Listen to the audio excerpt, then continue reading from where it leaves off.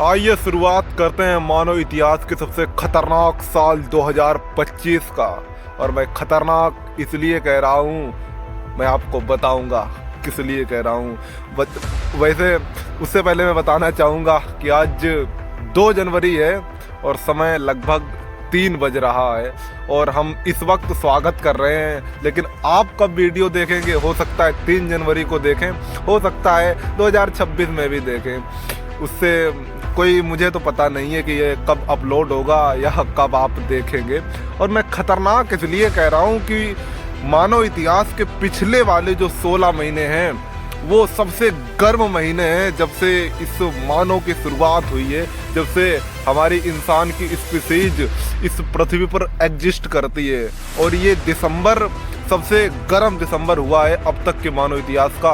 और हमारी जनवरी भी अभी तक की मानव इतिहास की जनवरी में सबसे गर्म जनवरी होने वाली है। यानी अब आप कहेंगे गर्म, इसमें तो यार ठंडी हो रही है। हाँ, सबसे कम ठंडी पड़ेगी और पड़ रही भी है। पहले आज के 20 साल पहले, 30 साल पहले, 50 साल पहले बहुत ठंड पड़ती थी, आज ठंड नहीं पड़ती है। क्योंकि कार्बन एम्बिशन के कारण, लगातार इतने फैक्ट्रियों के कारण, धुआं उठने के कारण और मिट्टी जो खोदने के कारण और पेड़ों को काटने के कारण और जंगलों को उजाड़ने के कारण ये सारे जो गर्मी बढ़ रही है, उससे ये फीडबैक साइकिल चालू हो चुके हैं। इससे बहुत बहुत बहुत बहुत बहुत खतरा बढ़ रहा है। और अब इस प्रलय को आने से कोई रोक भी नहीं सकता है कि आप चाहे कार्बन एम्बिशन बिल्कुल 0 कर दें, तब भी आप नहीं रोक पाएंगे। चाहे, और रोक तो कोई नहीं पाएगा, लेकिन एक ही जुगाड़ है जिसपे ये पूरी मानव सभ्यता खड़ी है कि जनसंख्या वृद्धि और कंजम्पशन वृद्धि। यानी जब तक जनसंख्या वृद्धि नहीं रुकेगी और कंजम्पशन वृद्धि नहीं रुकेगी, तब तक हालत में सुधार नहीं आएगा। सुधार तभी आएगा जब जनसंख्या कम होगी और कंजम्पशन 0 होगा, बिल्कुल 0। उसमें कुछ भी उतना ही कंजम्पशन हो जितना प्रकृति झेल सके। झेल तो अभी भी रही है, लेकिन उसके बाहर जा रहा है, बाहर जा रही हैं चीज़ें जो सिर्फ इंसान एक पहली शायद ऐसी स्पीसीज है जिसने अपनी मौत को स्वयं लिखा है, स्वयं कहा है। और बहुत ज़्यादा दिन नहीं, लगभग डायनासोर करोड़ों साल अब रहे थे इस पृथ्वी पर, और भी करोड़ों साल से स्पीसीज जो जीव हैं करोड़ों साल से रह रहे हैं। इंसानों को आए बहुत ज़्यादा 2 लाख साल हुए हैं, लेकिन अगले सिर्फ 50 या 100 सालों में, 50-100 नहीं, अगले 10-20 सालों में ही इतनी भयंकर महामारी, इतनी भयंकर तबाही, इतनी भयानक प्रलय आने वाली है। और इसकी शुरुआत हो चुकी है। आप चिंता मत करिए कि हाँ इसकी शुरुआत नहीं हुई है, इसकी शुरुआत हो चुकी है और इसके असर भी पड़ रहे हैं। 2015 में जब पेरिस एग्रीमेंट हुआ था कि हमें 2030 तक कम से कम 45% कार्बन एम्बिशन को कम करना है और 2050 तक नेट 0 पर लाना है। अरे हम 45% कम करने की बजाय हम बढ़ा और चुके हैं। आपको बता दें कि आदमी की कंजम्पशन रेट क्या है। हमने पिछले 50 सालों में जो ये अपनी पृथ्वी पर, जो धरातल पर, जो ज़मीन पर कम से कम 75% जीवों को ख़त्म कर दिया है। उन्हें मारकर या तो वो शिकार कर दिया है और उन जानवरों को, जो मांसाहारी जानवर हैं, उनको डाल दिया, या उससे ज़्यादा जितना भी मारा भी है उससे कम से कम 90% तो इंसान खुद खा गए हैं जीवों को। और समुद्र के 85% जानवरों को इन इंसानों ने ख़त्म कर दिया है। किस कारण? अपनी भूख के कारण और अपनी जीव के कारण।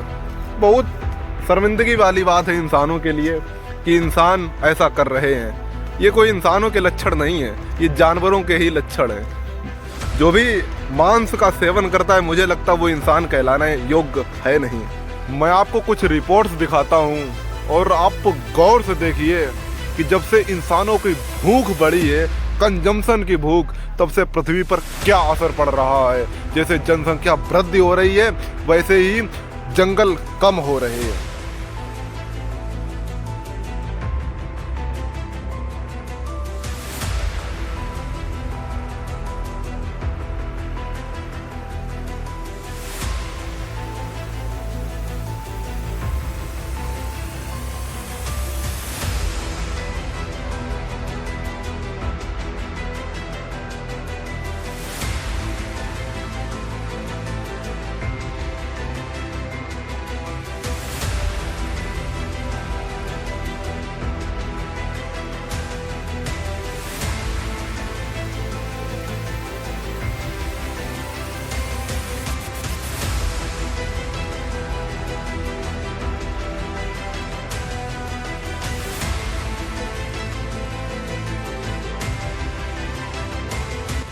आपको एक फैक्ट बताता हूँ। The global population is expected to reach and increase 9.7 billion by 2050, यानी 2050 तक पूरे विश्व की जनसंख्या 970 करोड़ से 1000 करोड़ होने वाली है। देखते जाओ कि 2050 तक और 2100 तक या 3100 तक जनसंख्या विस्फोट होने वाला है।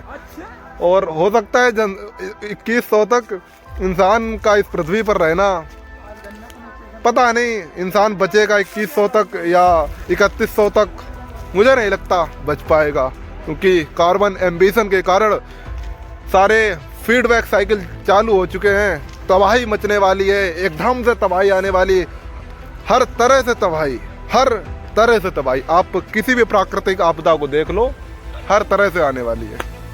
बाकी एक ही शब्द बार बार यूज हो रहा है कि प्राकृतिक आपदा और तबाही, क्योंकि मुझे चिंता है इस पृथ्वी की।